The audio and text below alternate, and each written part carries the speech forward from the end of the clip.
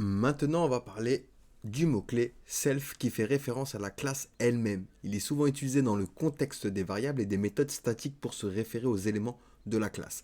Donc par exemple, si vous avez une variable statique dans une classe et que vous voulez y accéder depuis une méthode statique de cette même classe, vous pouvez utiliser self, $, ma variable classique, statique, pour vous y référer. Donc, on va faire ça dans un exemple pour mieux comprendre la chose. Je crée une classe, donc my class.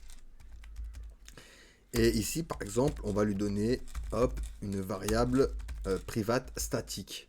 D'accord? Donc on va l'appeler par exemple ma variable statique pour rester dans le même thème. Donc, statique, et je vais lui dire que c'est égal à valeur. Ok, donc ici maintenant, je vais me créer une fonction, donc public static function get ma variable statique. Hop.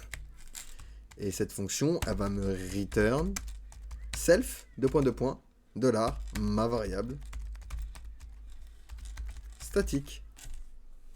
Hop. Du coup ici, bon, je peux refresh ma page, il n'y a rien qui va s'afficher, d'accord, c'est normal. Donc dans cet exemple, on a une classe myClass avec une variable statique, ma variable statique, qui est une méthode statique, d'accord. Get ma variable statique nous renvoie la valeur de cette variable. Dans la méthode get ma variable statique, on utilise self, $, ma variable statique, pour accéder à la variable statique de la classe. Il est important de noter que self, il est utilisé pour accéder aux éléments de la classe dans le contexte de la classe elle-même. Si vous essayez d'utiliser self à l'extérieur de la classe, vous obtiendrez une erreur.